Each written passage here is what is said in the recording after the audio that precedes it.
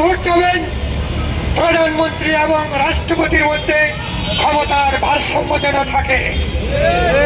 সর্বোপরি হার পক্ষে ভোট চাবেন এজন্য কেউ যেন সংবিধানকে যখন ইচ্ছা তখনই পরিবর্তন করতে না পারে। হার পক্ষে ভোট চাবেন এজন্য বিরোধী দল থেকে স্পিকার এবং সংসদীয় কমিটিতে বিরোধী দলের সদস্যদেরকে যেন নিয়োগ প্রদান করা হয়।